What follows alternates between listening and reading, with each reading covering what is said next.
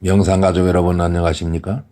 오늘도 어제에 이어서 사랑의 영속성에 대해서 말씀을 드리겠습니다.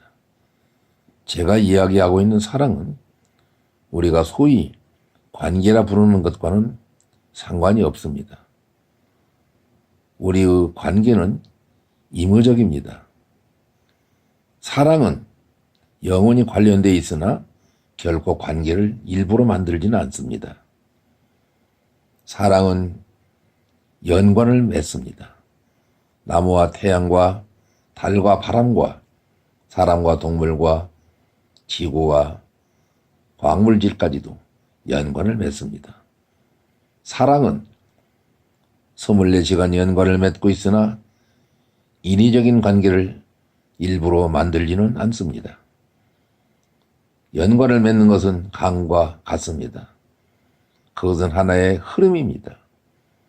그리고 이어지는 연입니다. 움직인 것입니다. 그것은 다이나믹하고 살아있습니다. 그것은 하나의 춤입니다. 인위적인 관계는 고여있고 진부합니다. 그렇기 때문에 웅덩이는 더 이상 발전하지 않습니다. 그러나 흐르는 강물에는 고기가 살고 새들이 노일고 배를 띄울 수 있습니다. 반륙이 저해된 채로 있는 웅덩이가 아닙니다. 그리고 여기에 존재하는 우리들은 성장이 멈춘 것에는 곧 실정을 느낍니다. 슬픔을 느낍니다. 절망이 우리를 휩싸고 그때 우리는 고뇌에 빠집니다. 왜냐하면 우리는 꿈틀거리고 살고 싶은 본성 때문입니다. 삶은 언제나 강물과 같습니다. 그러나 이제 무엇인가가 우리를 속박하고 있을 때 우리는 고통이 됩니다. 아내, 친구, 남편, 끊임없이 인간은 구속받을 때 화가 납니다. 자신의 자유를 잃기를 원하는 사람은 이 땅에 아무도 없습니다. 인간의 가장 커다란 기쁨은 자유로운 삶입니다. 그리고 어리석은 인간의 마음은 그 자유를 계속 잃어버리고 또 잃어버리는 상황을 끊임없이 만들어낸다는 어리석음입니다. 사람은 소유가 아닙니다. 그리하여 우리는 새와 같은 존재임에도 불구하고 새보다 훨씬 성스러운 인간인데 날지를 못합니다. 그리하여 우리 영혼은 고통으로 괴로워합니다. 그리고 날 수 없다면 언젠가는 날 수 있겠지 않은 희망을 가지고 살고 있습니다. 성장하고 있을 때 존재는 살아있습니다. 존재는 성장입니다. 만약 우리가 성장기를 멈춘다면 우리의 존재는 죽은 바위처럼 되고 맙니다. 그러나 우리가 계속 움직여 간다면 우리는 끊임없이 피어나는 하얀 연꽃 같은 성스러운 존재일 것입니다. 다음 시간까지 안녕히 계십시오. 명상가족 여러분 안녕하십니까? 오늘의 제목은 사랑과 자유가 되겠습니다. 결코 한순간이라도 우리는 자유를 잊어버리면 안 됩니다. 그리고 다른 사람의 자유를 파괴하지 맙시다. 그것이 저에게는 종교적인 의미가 되겠습니다. 진실로 종교적인 사람은 항상 자유롭습니다. 그리고 그 자유에는 까르마가 따르지 않는 자유가 되겠습니다. 그 누구에게나 평화롭게 사랑하는 것입니다. 그리고 그는 자신과 접촉하는 사람들을 자유롭도록 도와줍니다. 그는 절대로 아무도 소유하지 않고 그 자신 역시 절대로 누구의 소유가 되지를 않습니다. 그러기 위해서는 끊임없는 깨어있음과 경계가 필요합니다. 우리의 마음은 항상 무엇인가에 달라붙어 있기를 원하고 일단 달라붙게 되면 우리는 자유를 잃어버리기 때문입니다. 이러한 집착 속에서는 사람들이 서서히 죽어갑니다. 그때 아주 이상한 상황이 발생합니다. 우리는 그 자신이 사랑하는 사람을 증오한다는 사실입니다. 자신이 집착하고 있는 사람을 파괴하기 시작합니다. 매우 이상한 일이긴 하지만 알고 보면 그것은 지극히 당연하고 논리적입니다. 사랑하는 사람은 바로 우리의 자유를 파괴하기 때문에 우리는 그를 증오합니다. 구속을 당하기 때문에 증오하는 것입니다. 사랑이 그대를, 우리를, 이웃을 구속하기 때문에 증오하는 것입니다. 우리는 일종의 포로가 되고 맙니다. 낯익은 것, 친숙한 것은 우리에게 어떤 편안함을 줌으로 우리를 집착하게 만듭니다. 우리는 미지의 것에 대하여 저 세상 너머의 것을 두려워했습니다. 그러므로 우리는 계속 자기 모순적인 행동을 했습니다. 한편으로는 집착하고 또 한편으로는 자유를 원했습니다. 그것이 세상 모든 사람이 허덕거리고 있는 상태입니다. 그들은 더 자유로워지고 싶은 생각을 떨쳐버릴 수가 없습니다. 왜냐? 자유는 인간의 본성이기 때문입니다. 자유를 떨쳐버린다는 것은 불가능하고 그렇게 할 방법도 어렵습니다. 오늘날까지 단 한 사람도 그렇게 하지 못했습니다. 그것은 성공하기가 어렵습니다. 그것은 우리가 자유를 사랑하기 때문이 아니라 우리는 자유이고 또한 자유 속에서만 성장할 수 있기 때문입니다. 진정한 자유는 집착을 초월하는 것입니다. 다음 시간까지 안녕히 계십시오.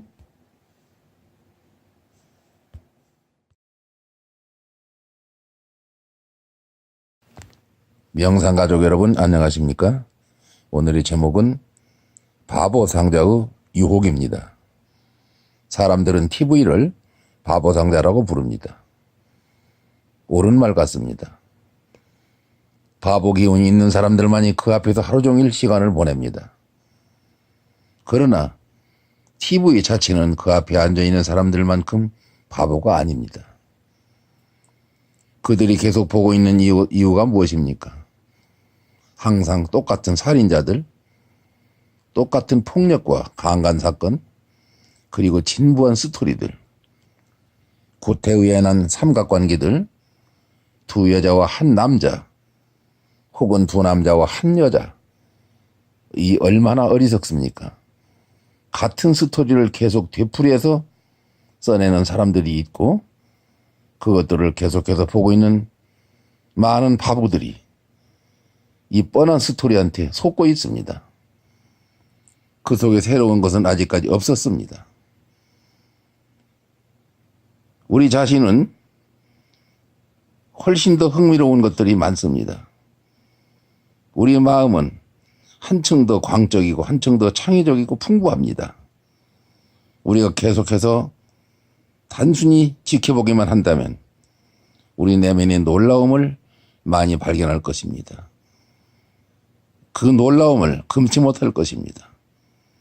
우리는 어떠한 심리학자가 발견한 것보다 더 많은 여러 가지 깊은 심연을 경험할 수가 있습니다.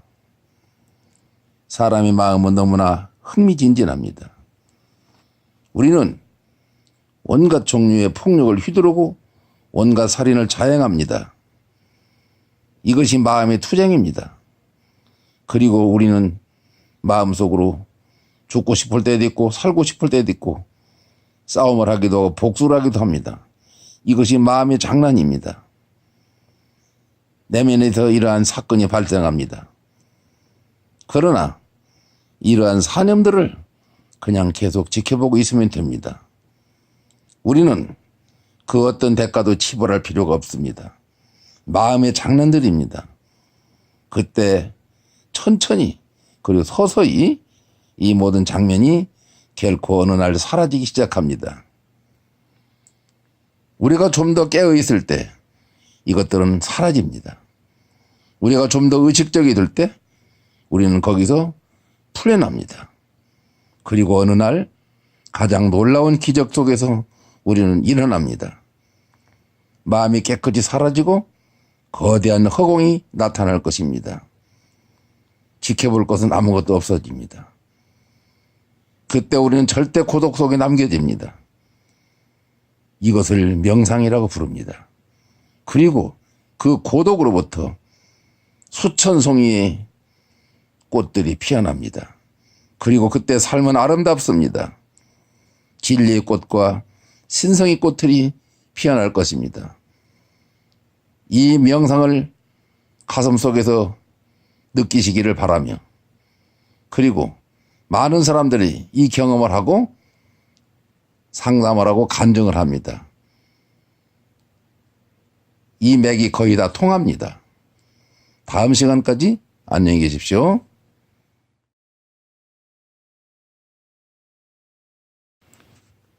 명상가족 여러분 안녕하십니까? 오늘의 제목은 고독의 찬미입니다. 대개 사람들은 혼자 있을 때 행복하지 않습니다.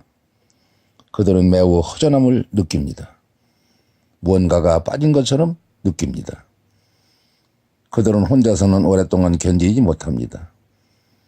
한 시간을 길게 생각하는 사람들이 많습니다. 그들은 관계 속으로 탈출합니다. 관계는 단지 자신으로부터 벗어나기 위한 것입니다. 그것은 진정한 관계가 아닙니다. 그것은 부정적입니다.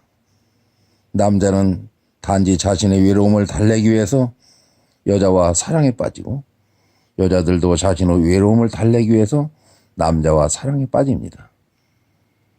긍정적인 관계는 완전히 다릅니다. 우리는 자신으로부터 도망치려고, 탈출하려고 애쓰지 않습니다. 우리는 그때 우리 자신이 되고 싶어 합니다. 순수한 개성의 고유성을 갖고 싶어 합니다.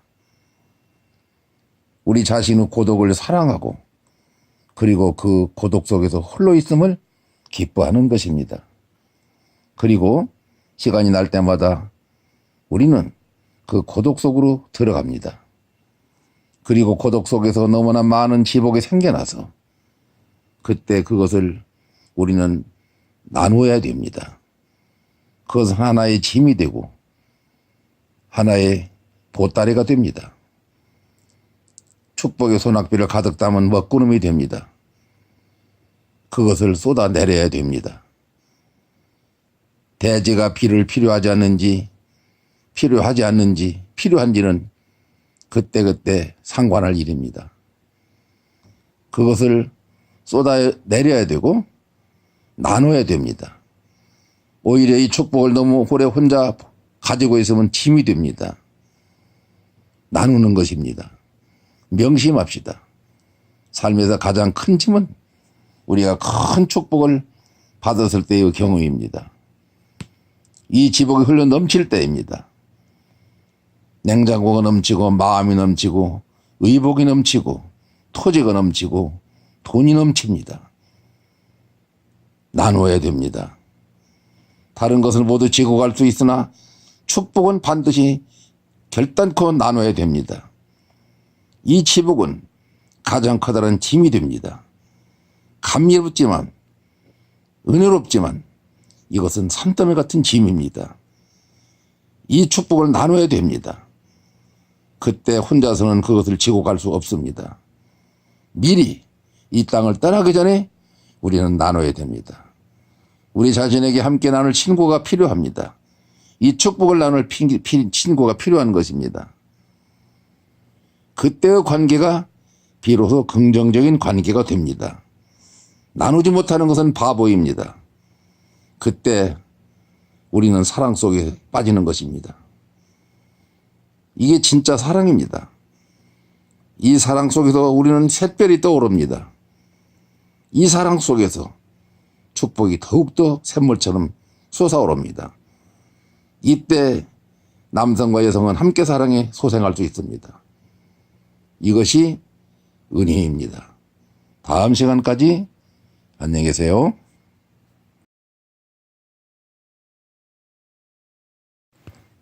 명상가족 여러분 안녕하세요. 오늘의 제목은 계산할 수 없는 삶이 되겠습니다. 우리의 삶은 계산이 될 수 없습니다. 삶이 계산이 될 때 그것은 지루한 산문이 되고 시시해집니다. 그때 삶은 산수가 되고 논리가 됩니다. 그리고 모든 것은 몸이 건조해집니다. 꽃도 없고 춤도 없고 마음의 여유도 없고 노래도 없고 사는 것이 아니라 단지 끌려다닐 뿐입니다. 그러나 시와 사랑과 음악과 찬양으로서 우리는 삶을 살 수도 있습니다. 그것은 우리가 선택하는 것입니다. 어떻게 살아가야 될 것인가 하는 것은 우리에게 달려 있습니다. 그 두 가지 가능성은 항상 우리 앞에 열려 있습니다. 인간은 자유로운 존재로 탄생합니다. 어떤 틀에 박힌 운명, 정해진 운명에 끌려다니는 것이 아니고 그렇게 태어나는 것도 아닙니다. 만약에 운명이 정해져 있다면 아무런 자유도 없을 것입니다. 운명이 정해져 있다면 인간은 기계가 되고 맙니다. 자동차는 비행기가 될 수 없고 비행기는 컴퓨터가 될 수 없고 컴퓨터는 렌즈가 될 수 없고 오븐이 될 수 없습니다. 그들에게는 제각기 자기의 운명이 정해져 있습니다. 모든 것이 결정되어 있습니다. 미리 결정되어 있기 때문에 확실한 프로그램을 따라 진행되고 있는 것입니다. 그러나 인간이란 기계로 태어나지 않았습니다. 절대적인 자유를 지니고 태어났습니다. 인간은 맞춤 양복 같은 것이 아닙니다. 인간은 한 걸음 한 걸음 모두 그 자신이 선택해서 걸어갑니다. 산문적인 삶을 살 것인지 시적인 삶을 살 것인지 논리적으로 살 것인지 사랑으로 살 것인지 수학으로 살 것인지 음악으로 살 것인지 신성한 은총으로 살 것인지는 각각 선택할 일입니다. 그것은 항상 기본적인 자기의 선택입니다. 그것을 인식하고 신중하게 선택합시다. 그리고 우리는 진지하고 현명해야 됩니다. 우리의 삶이 시가 되도록 합시다. 그리고 노래가 되도록 합시다. 오직 그때 우리 자신은 신이 무엇인지 신성이 무엇인지 알게 될 것입니다. 시인들과 예술가들, 화가들, 노래 부르는 사람들, 춤추는 사람들, 이런 사람들은 신성에 가깝습니다. 왜냐? 그들은 여유가 있기 때문입니다. 여유 속에서 우리는 신을 만날 수 있습니다. 춤추는 자가 됩시다. 그리고 그 희귀한 순간에 우리는 신성을 맛볼 것입니다. 삶은 다시 말해서 계산이 아닙니다. 각자의 고유성으로 오늘 하루를 살아갑시다. 다음 시간까지 안녕히 계세요.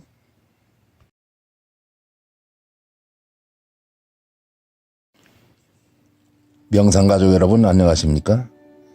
오늘의 제목은 사랑은 시인을 만든다라는 제목이 되겠습니다.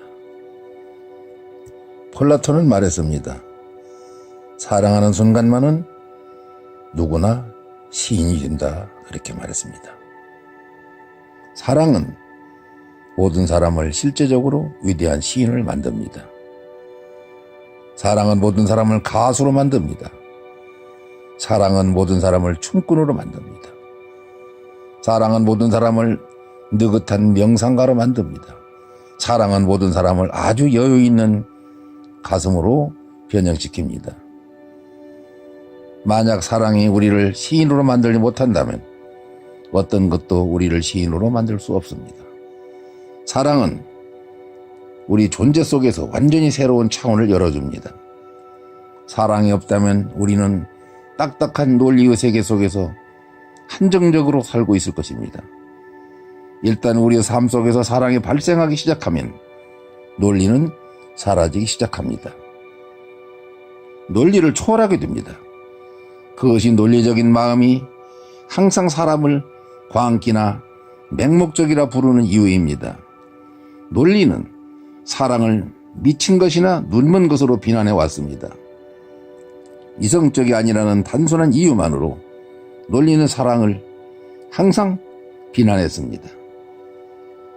사랑은 완전히 다른 차원의 세계입니다. 그것은 산순한 논리, 과학과는 전혀 상관이 없습니다. 그것은 측량할 수도 없고 측정할 수도 없고 책에 실려있지도 않습니다. 아무도 정확하게 사랑이 무엇인지를 규정지어 말할 수도 없습니다. 그 속에서 가장 깊이 들어가는 사람들조차도 자신들의 거의 벙어리가 되는 것을 느낍니다. 왜냐? 이건 사람의 말로 다 표현할 수가 없기 때문입니다. 그러나 경험은 대단합니다. 너무나 황홀하여 갖가지 방법으로 폭발합니다.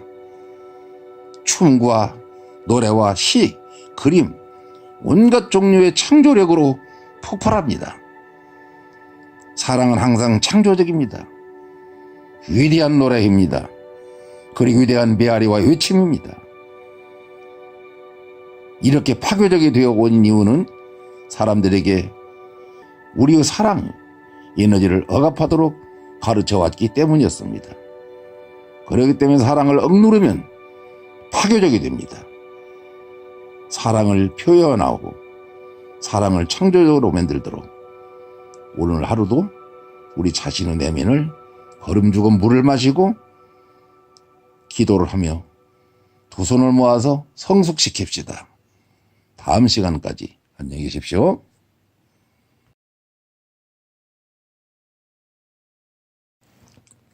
명상가족 여러분 안녕하십니까? 오늘의 제목은 활기찬 삶이 되겠습니다. 삶은 오직 우리 내부에서 사랑이 불타오를 때만이 가능합니다. 사랑이 넘칠 때 사는 삶이 곧 참다운 삶이 되겠습니다. 그 사랑의 불꽃이 너무 강렬해서 우리 주변에 빛을 발하기 시작할 때, 다른 사람까지 비춰주기 시작할 때, 사람들이 그것을 느낄 수 있을 때, 우리의 사랑이 너무나 명백하여 사람들이 거의 그것을 만질 수 있을 때, 그리고 확인할 수 있을 때, 비로소 참 삶이 존재한다고 할 수 있겠습니다. 그때 우리의 삶은 우리 자신뿐만이 아니라 모든 이웃 사람들에게도 축복으로 전달됩니다. 왜냐하면 빛이 있는 곳에는 어둠이 없기 때문입니다.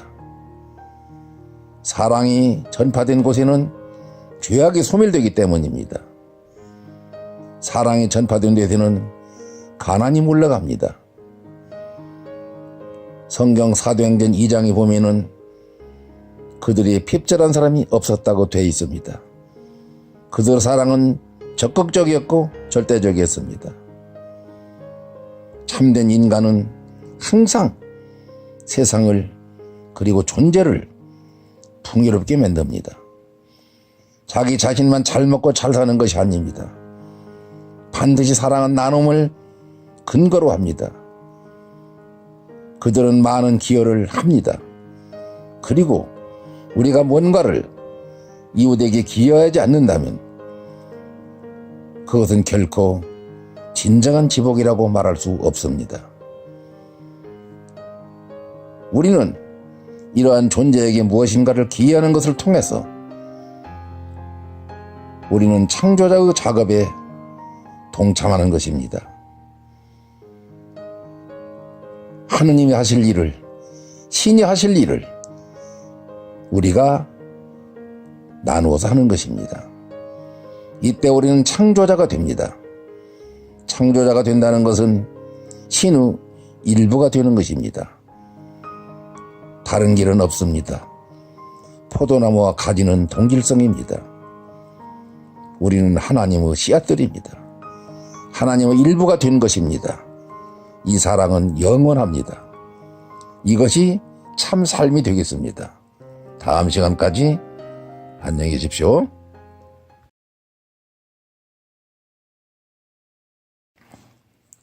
명상가족 여러분 안녕하십니까? 오늘의 제목은 두 가지 삶의 방법이 되겠습니다.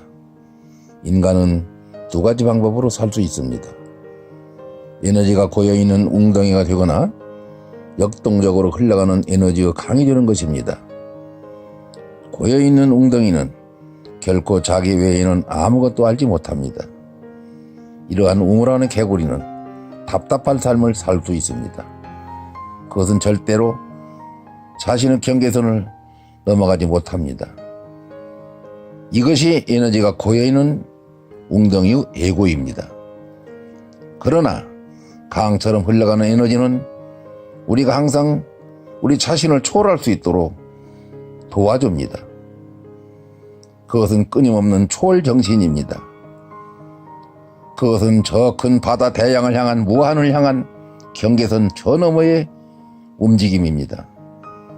삶은 강이 되는 것입니다. 그리고 강이 되어야 됩니다. 항상 움직이고 결코 집착할 시간이 없습니다. 집착하는 순간 그는 손해를 봅니다. 강은 언제나 미지의 세계 속으로 들어갈 준비가 되어 있고 새로운 것을 위하여 낡은 것을 희생할 준비가 되어 있습니다. 위험하게 사는 것이 올바른 삶의 방법입니다. 왜냐? 삶은 항상 모험이기 때문입니다. 항상 별들을 탐험하고 별들에 도달합니다. 또 다른 별을 또 탐험하고 탐구합니다. 그때 삶은 자연히 명상적이 됩니다. 왜냐하면 모든 순간이 너무나 경이롭고 모든 순간이 너무나 새로워서 우리는 다른 것을 생각할 수 없기 때문입니다. 우리는 순간순간 그때그때 대처해 나갑니다. 반복적인 사람은 자신의 삶에 대해 생각할 수 있고 자신의 삶을 계획할 수 있습니다. 왜냐하면 그는 미리 예측할 수가 있기 때문입니다. 누구든지 그가 내일 무엇을 할 것인지 또 다음 날은 무엇을 할 것인지를 알 수 있습니다. 그러나 명상적인 사람은 예측 불가능합니다. 바람이 동에서 서에서 임으로 불듯이 이와 같습니다. 다른 사람뿐만 아니라 그 자신도 앞으로 어떻게 될 것인가를 예측하지 못합니다. 이것이 미지의 세계입니다. 그는 다음 순간 무엇이 일어날지 알지 못합니다. 그러나 그는 두려워하지 않습니다. 그러므로 생각하거나 계획하거나 하는 이런 문제는 없습니다. 그는 열린 삶을 살아갑니다. 삶을 무차별 수용하고 삽니다. 바람이 불면 바람을 맞고 비가 오면 비를 맞습니다. 그는 모든 순간을 환영합니다. 그리고 신선하고 젊습니다. 늙지 않습니다. 그렇게 모든 것을 기꺼이 받아들여 가슴이 있는 사람들이 된 것입니다. 이것을 서서히 깨달아가는 것이 명상입니다. 신과 진리, 열반, 깨달음 무엇이라 그것을 부르든지 관계없습니다. 이것이 삶의 방법이 되겠습니다. 다음 시간까지 안녕히 계십시오.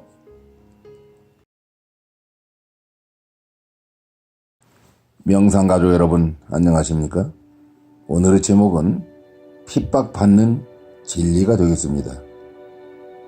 어떤 태도나 접근을 위하여 자신의 삶을 바치는 사람이 존재할 때마다 진리를 발견하려고 노력하는 사람이 존재할 때마다 이 사회는 즉각적으로 그를 적대시했습니다. 그에게 복수를 하기 시작하고 그를 용서하지 못합니다. 왜냐하면 인간 사회는 거짓투성으로 살아가기 때문입니다.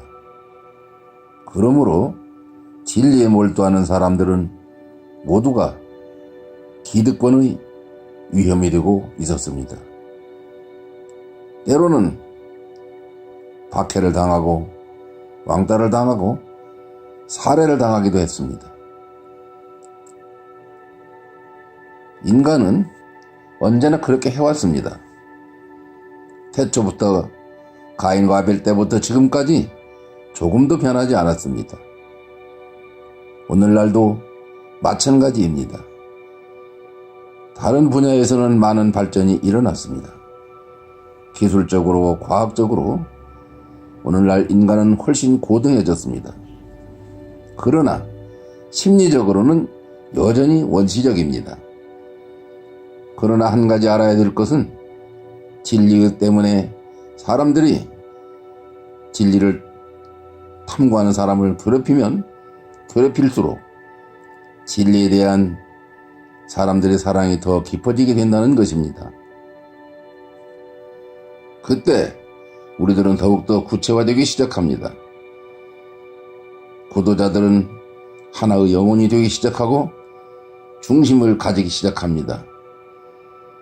고문을 당하고 괴롭힘을 당하면 당할수록 더욱더 진리에 내맡기며 그 속으로 더욱더 뿌리를 내립니다.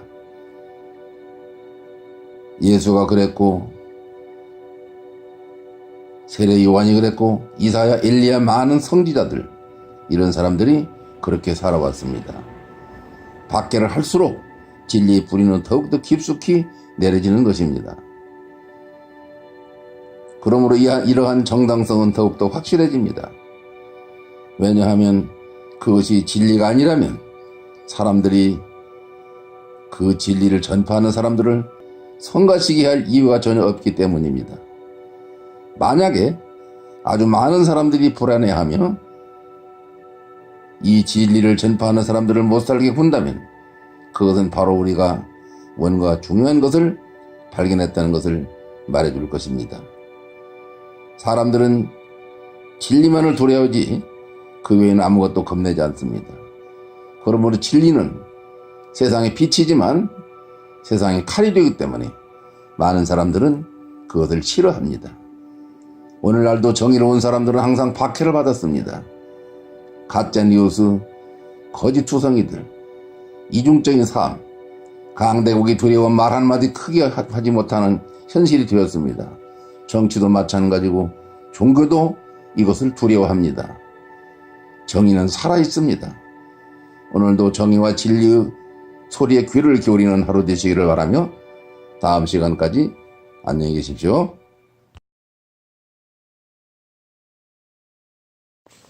명상가족 여러분 안녕하십니까?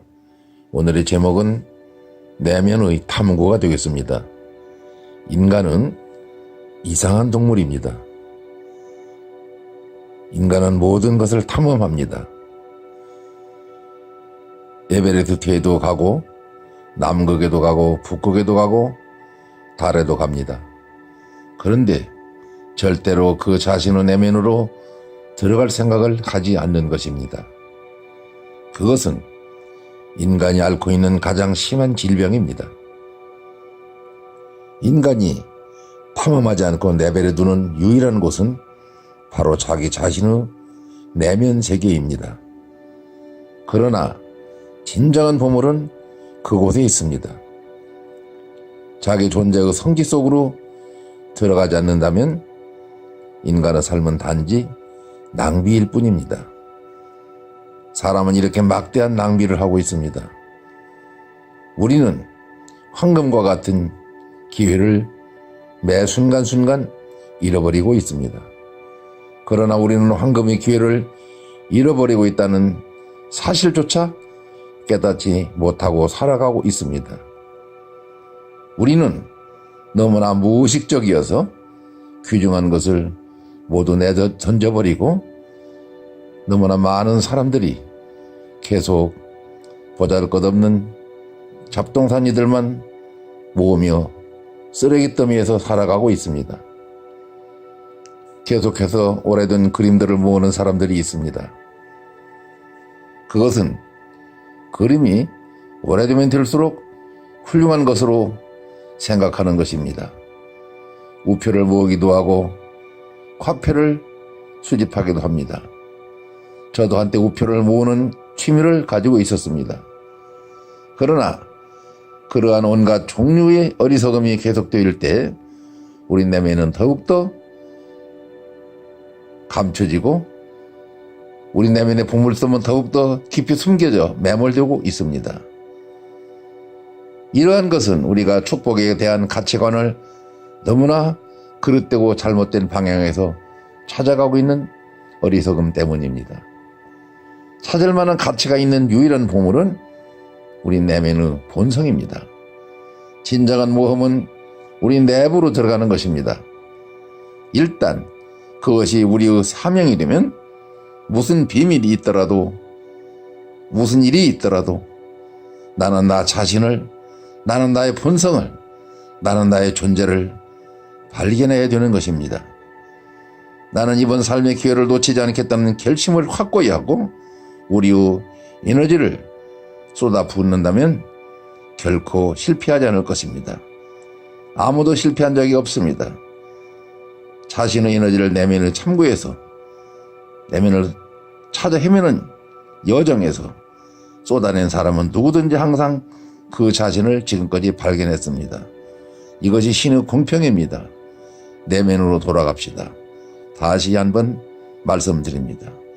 우리는 내면을 개발해야 됩니다. 그곳에 많은 보물과 광맥과 평화와 축복의 가치관이 우리를 기다리고 있습니다. 다음 시간까지 안녕히 계십시오.